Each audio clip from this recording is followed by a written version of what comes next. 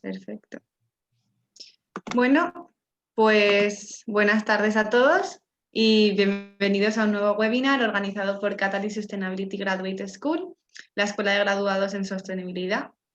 Yo soy Lola Berna, soy parte de las coordinadoras de la escuela y hoy tengo la suerte de presentaros en nuestro mes de mujeres líderes en la sostenibilidad a Alicia Aradilla, que es empresaria y socióloga especializada en neurolingüística y que además será profesora de inteligencia emocional en el máster que lanzaremos próximamente desde Catalyst y del que luego os daremos más información. El webinar consistirá en 30 minutos de presentación, más o menos, y luego tendremos un tiempo de respuestas, de preguntas y respuestas, unos 15 minutos, pero Alicia nos anima a ir preguntando según tengamos dudas durante el webinar, durante su presentación. Y si tienen alguna duda puntual, también escríbanla por el chat, toda la libertad para eso, para hacerlo lo más dinámico posible.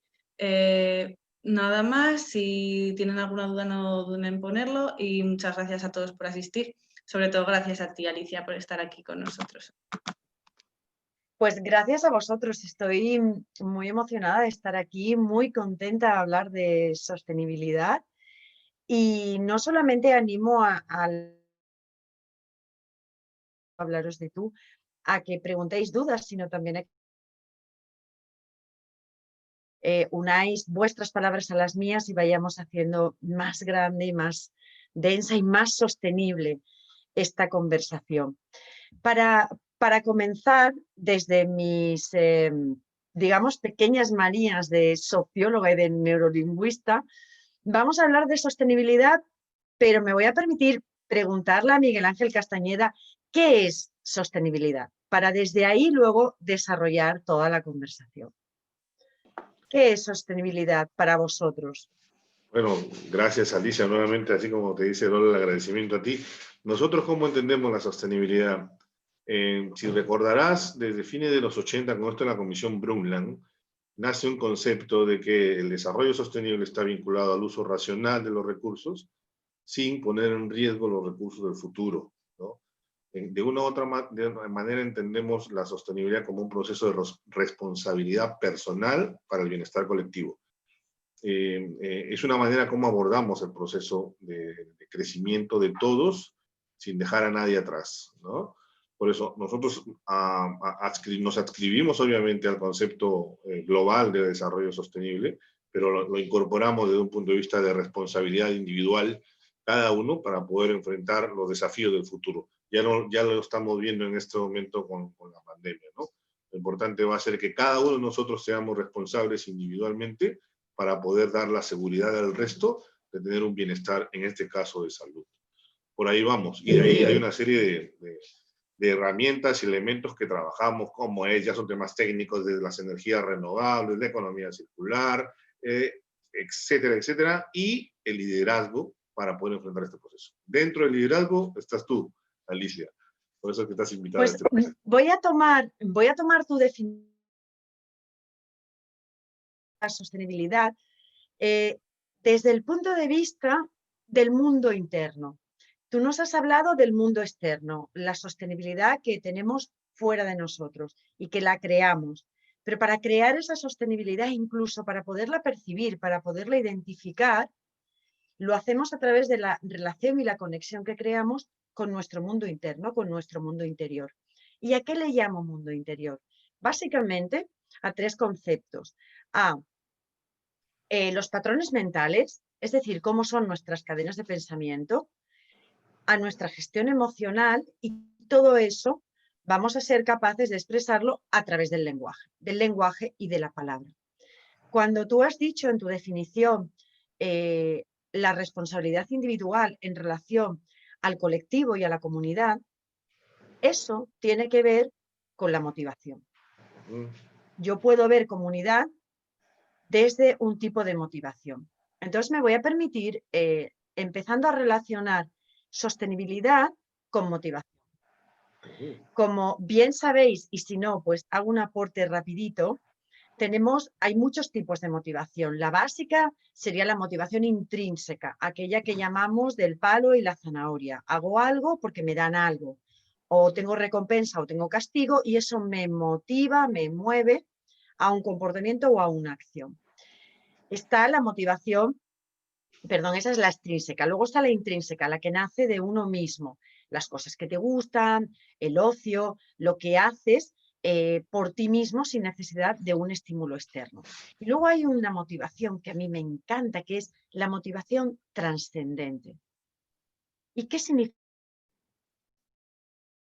Es aquella que te motiva de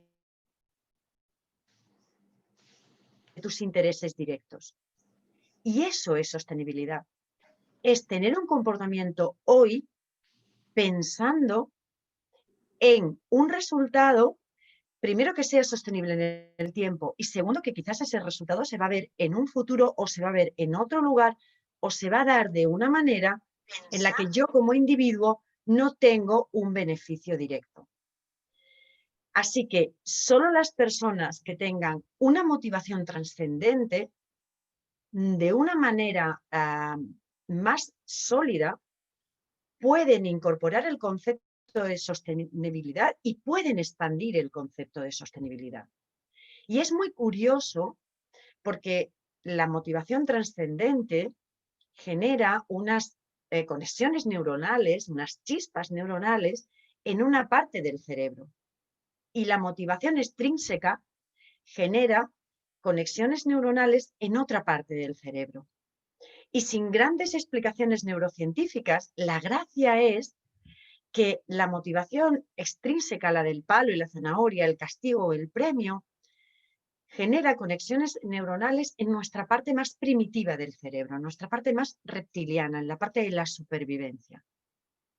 Sin embargo, la motivación trascendente, cuando la sentimos, la evocamos y la practicamos, está generando unas conexiones neuronales en nuestra parte del cerebro más reciente, en el neocórtex, el que nos convierte en Homo sapiens. Así que, aunque sea por beneficio propio de que se den conexiones neuronales en la parte del cerebro que nos interesa, ya nos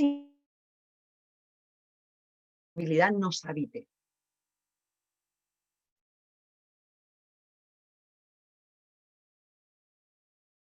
Y ahora que solo van a poder hablar de sostenibilidad los que sus neuronas se muevan en esa parte del cerebro, no, tú lo puedes provocar.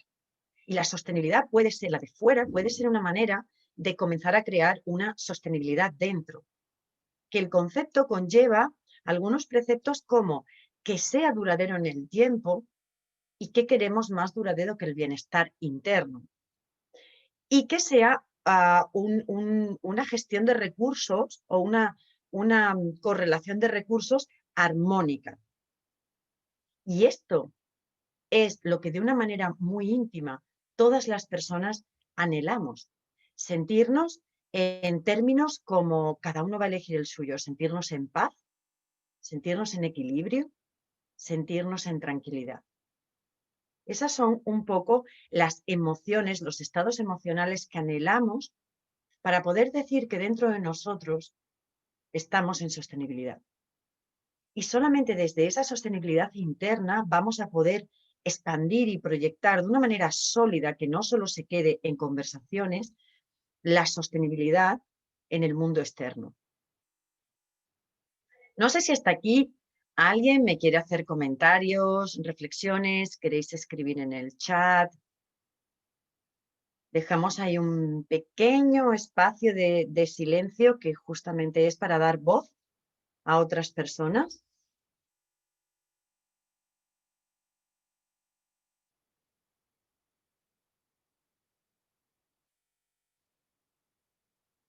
¿No? Pues entonces, si me permitís, yo sigo.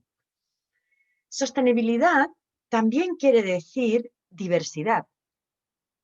Si pensamos en agricultura sostenible, estamos pensando en diversidad de alimentos, en diversidad de plantas. Si estamos pensando en monocultivo extensivo y muy intenso, ya tenemos la experiencia directa de que eso es productivo, pero no es sostenible. Y no es sostenible en muchos ámbitos. Entonces, me gustaría plantearos una reflexión y a ver cómo os llega. En términos de gestión, de inteligencia emocional y de gestión emocional, hemos tendido al monocultivo de las emociones. Y el monocultivo de las emociones sabemos que no es sostenible. ¿Y en qué monocultivo nos hemos puesto? Sí, vamos a cultivar solo esto. Pues en la famosa felicidad. Queremos que nuestra vida sea un monocultivo de la emoción felicidad. Y en sí mismo es una controversia. Porque si queremos ser unas personas sostenibles en nuestro mundo interior, queremos estar en equilibrio, queremos tener inteligencia emocional, queremos tener unos patrones mentales, es decir, crear unos patrones que sean eficientes, necesitamos diversidad. Ya sabemos que el monocultivo no funciona. ¿Y qué significa que necesitamos diversidad emocional? Que hemos de tener la capacidad de poder aceptar todas las emociones. Imaginaos un campo en el que solo plantamos felicidad y cuando viene rabia o viene ira o viene miedo, la tratamos como una mala hierba, que ha sido un término muy perverso de la agricultura y no era sostenible, como una mala hierba que no tiene ninguna función y la arrancamos para seguir teniendo nuestra cosecha de felicidad.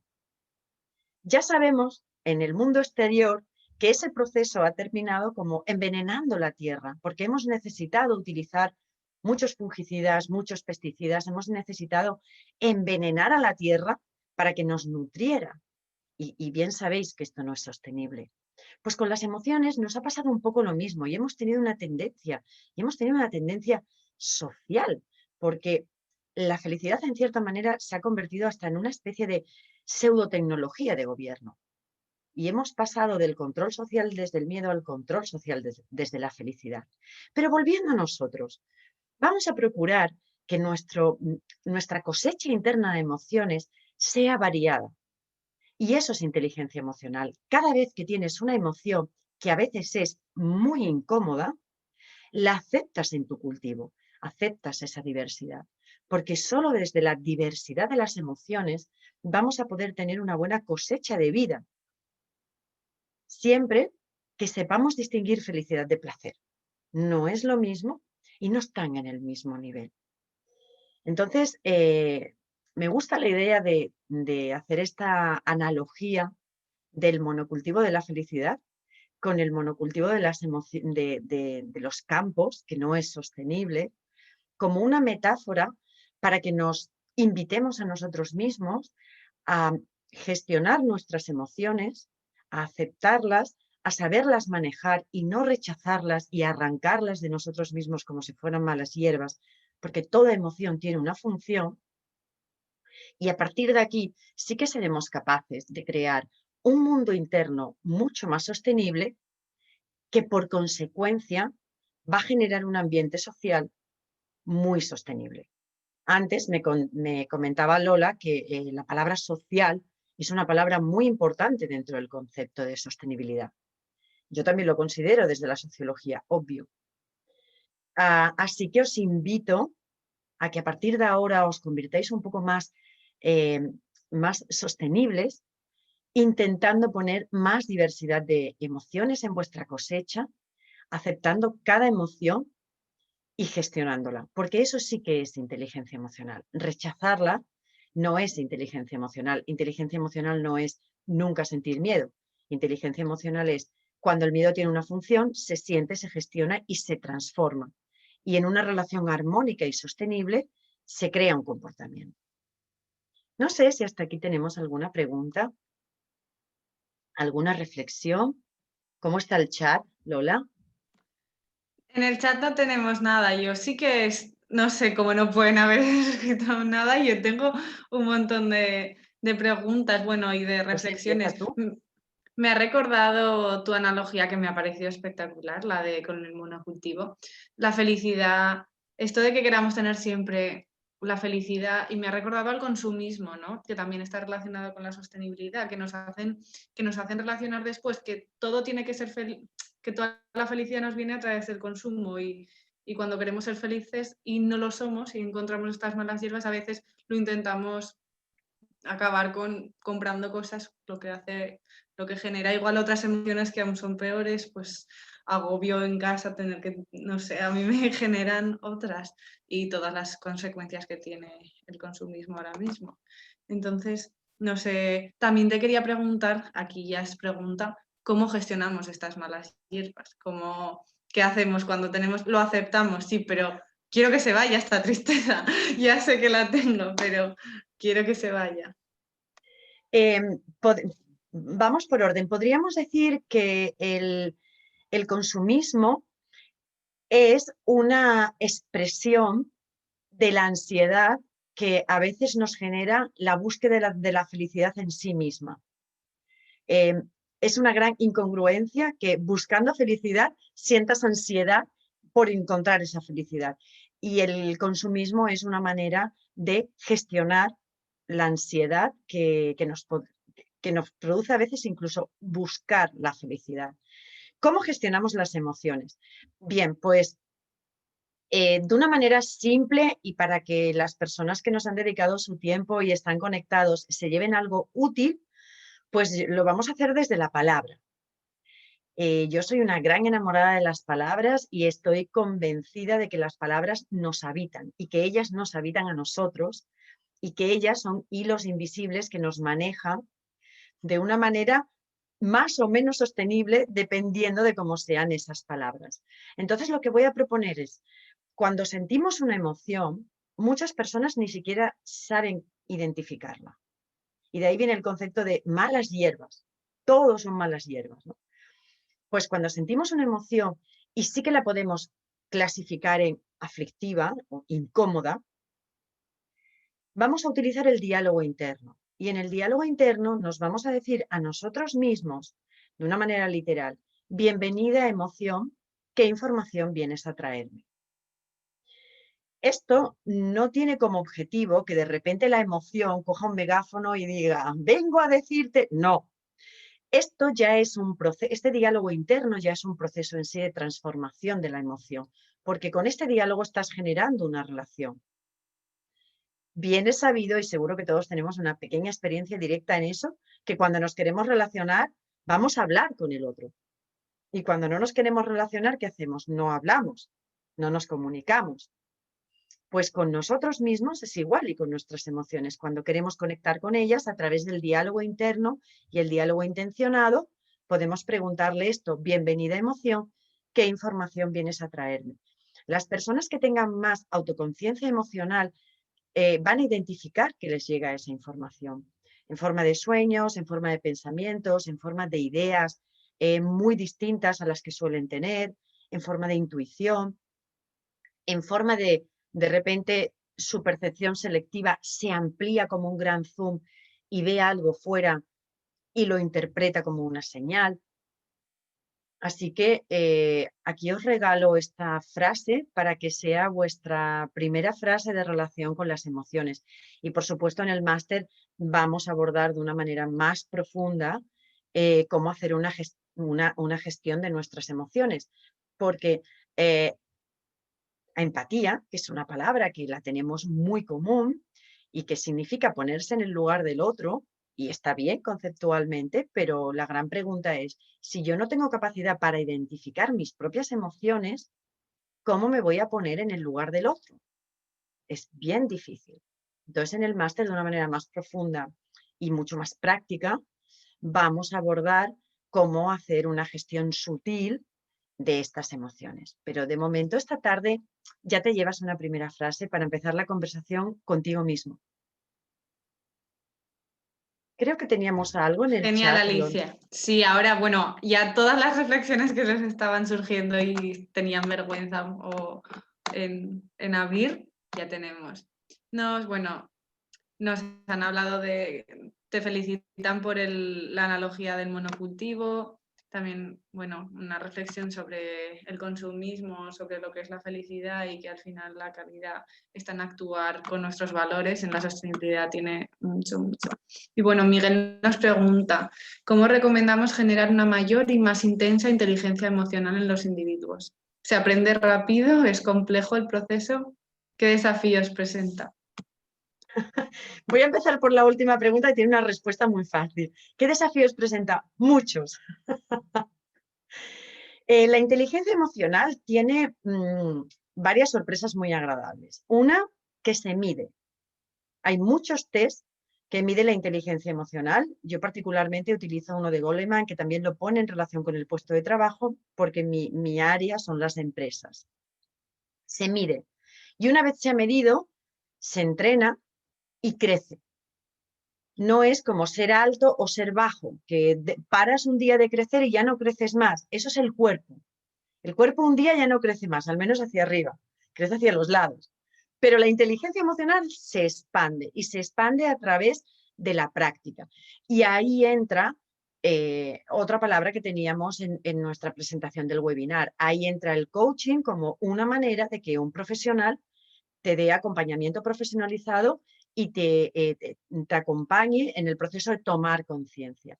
Yo en mi caso utilizo siempre como base el lenguaje, porque desde la sociología, desde mi experiencia como empresaria, tantos años, y desde la neurolingüística, siempre topo con la misma materia prima, que es la palabra. Nosotros tenemos este sistema de pensamiento porque como especie tenemos lenguaje. Si no tuviéramos lenguaje, ni siquiera tendríamos este sistema de pensamiento. Y estamos todo el rato hablando con nosotros y desde ahí estamos creando la realidad. Y mirad, cuando yo digo, con las palabras se crea la realidad, que eso es una parte de la inteligencia emocional, imaginaos una hada madrina que hace ¡cling! Y crea una realidad delante de ella. Pues las palabras hacen eso. Solo que en lugar de crear la realidad delante de nosotros, la crean dentro de nuestra mente. Y cuando yo me digo una frase o tengo una creencia muy arraigada, eso lo convierto en una realidad. Entonces me empiezo a comportar ajustándome a esa realidad que he creado y se crea lo que en sociología llamamos el efecto Pigmalión o la profecía que se retroalimenta a sí mismo, y al final, con mi comportamiento enfocado a esa realidad, termino creando esa realidad. Entonces, la inteligencia emocional, pues la vamos a tocar en el máster porque consideramos que es una parte integral de la sostenibilidad y si no, acompañamiento profesionalizado, pero claro que se puede aumentar. Y mi recomendación es hazlo a través de la conciencia del lenguaje, porque entonces tocas todas las áreas de tu vida y porque todo el día estamos hablando. No tenemos que darle un tiempo extra ni un esfuerzo extra. Genial, gracias Alicia. Daniel también nos comenta que uno de los errores populares es asumir que esta felicidad, bueno, que todos son necesidades, ¿no? Que no diferenciamos deseos de necesidades y que eso puede causar problemas en la felicidad. Y luego tenemos una pregunta que nos hace Julia y es, ¿no saber identificar las emociones hace que nos bloqueemos? ¿Qué podríamos hacer al bloqueo? No saber identificar las emociones puede tener como una de las múltiples consecuencias el bloqueo. Y por ahí espero haberte contestado la pregunta.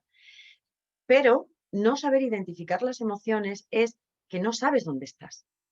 Tú imagínate que ahora, por ejemplo, a Silvia, que veo que está aquí en pantalla, Silvia Calvo me dice, Alicia, eres una pelirroja espectacular, me encanta tu melena. Y yo le digo, ay, gracias. ¿Por qué? Porque yo no tengo conciencia de mi cuerpo. Como no tengo conciencia de mi cuerpo, Silvia me dice pelirroja, Julia me dice rubia, y como yo no sé distinguir, me estoy configurando en base a los estímulos externos. Eso pasa muchas veces con las emociones. Muchas personas no saben, sí, tengo frustración, impotencia, rabia, una mezclita de todo. Así que cuando viene alguien y te dice, ay, qué estúpida estás, porque además utilizamos este lenguaje tan vulgar y grosero, pues uno se autodefine y se autoconfigura con esas palabras. Entonces, saber qué emociones tienes te da conciencia emocional. Como nos es importantísimo tener conciencia corporal. Si yo no tuviera brazos, mi vida sería distinta. Si no tuviera piernas, también. Pero si tengo brazos y no tengo conciencia de que los tengo, es mucho peor que si no los tuviera con conciencia. ¿Sí? Me sé explicar. Pues Sí, esta es sí, esta perfectamente. es la gran tragedia de no poder identificar tus emociones. Así que el primer paso, por supuesto, es conectar con la mente somática, conectar con el cuerpo y empezar a identificar qué emociones tenemos. En mi experiencia, ¿qué veo que le sucede a muchos clientes? Que solo identifican la emoción cuando está súper intensa, cuando el volumen es muy alto. Entonces, cuando están muy, muy, muy enfadados, dicen, es que estoy muy enfadado. O cuando están muy alegres, la euforia. Pero no saben identificar emociones cuando están en un volumen más bajito. Espero Y haber respondido. sí, bueno, por lo menos yo creo que ha quedado más claro. Lo que también que has dicho que es vulgar lo de que te digan qué estúpida estás, es vulgar y dañino también, te puede evitar identificarlo más claramente y decir, pues igual es verdad que estoy siendo estúpida, igual, no sé. Tendemos a ser muy poco descriptivos con el lenguaje. Muy poco descriptivos. Somos muy valorativos. Y esto es muy poca conciencia del lenguaje, por tanto tenemos muy poca conciencia del mundo, porque estamos viendo el mundo que creamos con nuestras palabras, no tenemos capacidad de analizarlo y describirlo. Y nuestro lenguaje suele ser generalista.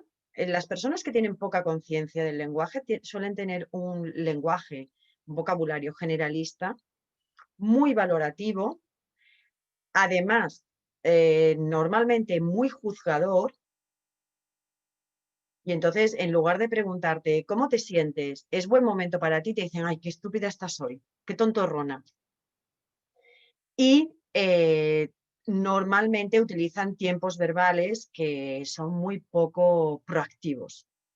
Entonces están esperando más recibir que dar. Cual cosa tampoco no es sostenible, hablando de sostenibilidad. Me encanta esto porque me recuerda a, no sé si habéis leído, os lo recomiendo, si no, el libro de Irene Vallejo, el Premio Nacional de Ensayo, que se lo dieron la semana pasada, es aragonesa como yo, y habla del poder de la palabra. Es un análisis de la palabra durante la historia y los libros, y ella habla como los psicólogos antes ya, cómo nació el psicólogo como una persona que te curaba a través del discurso, ¿no? Que a través de la palabra iba a curar lo que te estaba pasando. Y me encantó el concepto. Cómo se crea todo. Y es verdad, es que no... Es palabras, son palabras y es una cosa tan abstracta que no la podemos ni tocar y te transforma todo. Y son las historias, lo que, bueno, el storytelling, que es otra cosa que daremos en el máster y que es esencial ahora mismo, y es que es como nos cuentan, es casi más que a veces que lo que te cuentan, ¿no? Bueno, Si me permites tomar unas palabras tuyas, de una manera estricta, sí que podemos decir que la palabra no la podemos tocar, pero sí que vivimos el resultado de esa palabra. Y cuando a alguien, y somos conscientes desde la experiencia directa, lo que pasa es que luego nos cuesta mucho ponernos en esa conciencia, pero somos conscientes de que la palabra tiene un valor. Por eso no es lo mismo que te digan una palabra amable, que te digan un insulto. Y por eso cuando conectamos de una manera automática con iconos de ternura y de amor, como puede ser un bebé, nos resulta tan dificilísimo insultar a un bebé, porque tenemos la creencia de que eso es una representación de lo más tierno, lo más hermoso, lo más puro que podamos tener en este mundo, o un cachorro. Claro que la palabra tiene un poder. Irene hace algo muy bonito, y ahora si me permites, porque la sostenibilidad, esa S de sostenibilidad, me voy a permitir decir que tiene curvas de mujer. Y Irene explica cómo la transmisión oral se daba hace mucho tiempo entre las mujeres mientras cosían, que era la labor dedicada a las mujeres. Y es por eso que hasta el día de hoy, mirar si las palabras son grandes supervivientes, es decir, se sostienen en el tiempo, hasta el día de hoy, en los entornos más intelectuales, más académicos, más cool, seguimos utilizando metáforas que vienen de la costura, como tejer la trama, urdir, crear el nudo y el desenlace. Y hay mucho El hilo de la vocabulario, historia. Sí, hilar la es que historia, hay mucho vocabulario de la costura en la escritura. Así que me parece una conexión maravillosa que Irene al explicarnos, nos ha dado esa conciencia.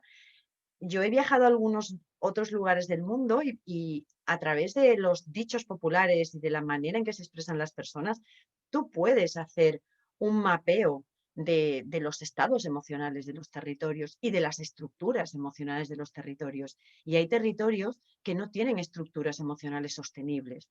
Entonces es muy difícil que cuando quieres hacer un proyecto, quieres desarrollar algo y ese proyecto necesita un largo periodo de tiempo, cuaje, porque las estructuras emocionales son la base de la sostenibilidad y no solo de la nuestra, sino de los proyectos que queremos poner en el mundo externo. Permíteme, Lola, gran responsabilidad la que tienes, Alicia, en este máster, ¿eh? Y un gran aporte. Sin duda, estaba escuchando con mucha atención tu propuesta. Y yo suelo no intervenir en este tipo de eventos, pero me he sentido motivado a tratar de hacer un diálogo más estrecho contigo. Por aquí, uno de los asuntos que nosotros queremos aportar en el máster es generar un nuevo liderazgo en las personas, aquellas que tienen la responsabilidad tanto de la administración pública, las pequeñas empresas, una pequeña cafetería con sus trabajadores, una gran empresa con sus miles y cientos de familias alrededor, y obviamente las familias como eje central del cambio, ¿no? Y el hecho de que la palabra es fundamental, bueno, es un tema que creo que debemos empezar a sembrarlo, así como esas semillitas que mencionas, en cada uno de los alumnos que formen parte del máster. Porque el cambio hacia la sostenibilidad, el cambio de comportamiento, el entendimiento y la valoración del otro, de las diferencias y del bienestar común, tiene que ver por un cambio interior fundamental, una adecuación fundamental. Gran aporte. Mi idea para mi módulo del máster, que lo he aplicado en otros másters y es muy exitoso, es dar unas bases teóricas básicas, porque desde la intelectualidad también despertamos conciencia, y a partir de ahí los alumnos se presentan. Entonces, cuando los alumnos se presentan, yo ya los tengo calibrados. Les doy un minuto para presentarse y entonces ya tengo configurado cómo es el grupo. Y a partir de ahí lo que hacemos es hacer muchas dinámicas para que ellos aprendan a identificar creencias limitantes, a identificar cómo funcionan sus patrones mentales y a identificar sus puntos de mejora y sus fortalezas en el lenguaje. Es un viaje de exploración y como todo viaje de exploración es una aventura que a ratos es súper emocionante y a ratos es muy confrontadora porque te confrontas a ti mismo. Pero en la experiencia que he compartido con tantos alumnos, a las personas que tengan la intención de hacer este máster, yo les invito a que inicien esa aventura. Yo solamente haré ni siquiera de capitán, yo hago como de ratón que va entre ellos para que muevan. Pero sí, es una gran responsabilidad porque al final es la palabra. Y voy a tomar dos palabras que has dicho tú, Miguel, me voy a permitir. Seguimos con la palabra sostenibilidad, que es nuestra gran invitada de hoy, y le vamos a añadir esa palabra tan bonita que has dicho, familia. Y entonces invito a las personas que nos están escuchando que escriban en algún lugar, de una manera más bien desordenada, no lineal, cuáles son su familia de palabras que hacen su vida más sostenible. ¿Cuál es su familia de palabras? Familia es alguien que tienes cercano, con el que puedes contar y al que te entregas. Pues, ¿qué palabras configuran tu familia de palabras para que hacen tu vida más sostenible? Les invito a hacer este pequeño juego, ejercicio, para empezar a tomar conciencia de su lenguaje y también conciencia de sus relaciones, porque en esa familia de palabras, muchas palabras probablemente sean nombres propios. Me encanta porque Alicia ya me había avisado que íbamos a tener deberes hoy, pero no sabía qué esperarme de eso. Y esto me parece un autoexamen precioso. No sé si animarte a que a que compartas cuál es tu familia de palabras, por ejemplo. No son deberes, ¿eh? No son deberes. Deberes Bueno, los relacionamos con el cole, con las tardes aquellas tediosas que mamá te decía, venga, que ya es la hora de la cena.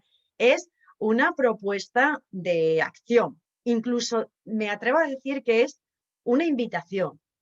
Es, oye, has venido a este webinar, pues ahora tráete a tu familia al webinar, tráete a tu familia de palabras.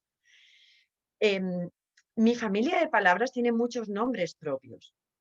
Y así como depende de dónde vayas, te llevas una parte de la familia o te llevas otra, pues por ejemplo, en mi familia de palabras están los nombres propios de mis mascotas, porque ellas me acompañan mucho, mucho en la solitud de la escritura.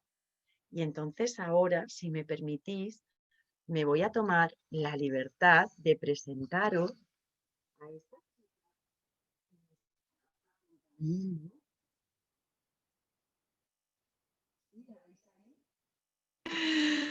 hola.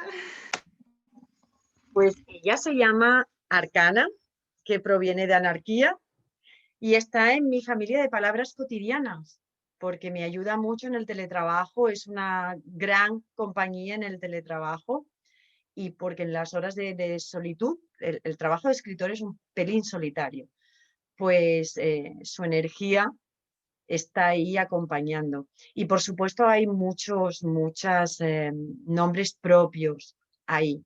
Y los valores. O sea, ¿qué es lo que sostiene mi vida? La sostenibilidad está en los valores. ¿Y qué son los valores? Lo que es importante para ti. Y se transforman a lo largo de la vida. No es lo mismo estar en una etapa de adolescencia que en la etapa familiar, que estar en la vejez. Entonces los valores se van transformando y se van reordenando. Pero claro que los valores han de estar ahí como en tu familia de palabras. Incluso pues vamos a jugar, ¿no? ¿Qué parte de la familia te llevas según dónde vas? Yo hay lugares a los que pues a Arcana no me la llevo, pero hay otros en los que ella nunca falta.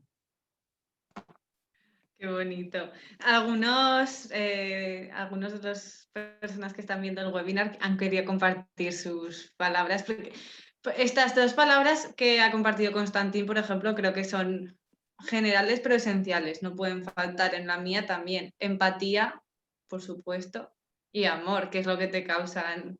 Si no hay amor, difícilmente vas a establecer una conexión o vas a querer que ellos existan o los vas a tener en cuenta como sostenibilidad en tu vida, ¿no? Y luego, además, Miguel añade solidaridad, pues porque cuando amas, al final necesitas o te sale sola esa solidaridad, yo creo, que busca el bien común, sí. Y todo eso está relacionado con la motivación trascendente. Tú eres solidario cuando sí que es cierto que muchos voluntarios dicen, bueno, yo doy porque recibo mucho, pero es un dar físico para recibir emocional. Pero solo desde la motivación trascendente, desde tener una visión de un mundo mejor, independientemente de que a ti directamente te influya o no, de una manera muy directa, entra el amor, el dar amor, porque no siempre es fácil amar, la solidaridad, y otras muchas palabras que ha habido ahí. Digamos que el amor es el fertilizante de la cosecha sostenible, ¿no? Volviendo al cultivo. Pues sí, ahora también dice Ángel relacionado con lo que has dicho, el agradecimiento, el dar para sentirte agradecido, ¿no? También das por eso, porque te has sentido agradecido. Tenemos este concepto de regalar pues para nuestros cumpleaños o para ciertas fechas, pero es por eso, para demostrar amor o según qué sentimientos. Y no sé si alguien más quiere compartir, deberíamos ir cerrando, pero no sé, yo quiero, desde mi perspectiva también la familia y la empatía y todo este amor también se ven trasladados en la sostenibilidad ambiental, en la naturaleza, y la empatía para mí es todo, es tener en cuenta que somos una comunidad, que todos somos dependientes los unos de los otros y que estamos conectados y que necesitamos cuidar la naturaleza y cuidarnos a todos para estar bien nosotros mismos. Es puro egoísmo casi, ¿no? Pero sí, es que es eso, nos necesitamos. Es una visión. Uno de los grandes retos que estamos teniendo con esta pandemia es que todavía muchas personas no se han dado cuenta que cuidarse a sí mismo pasa por cuidar a tu comunidad. Y esa es la manera de cuidarte a ti mismo. Y cuidarte a ti mismo pasa por cuidar tu entorno.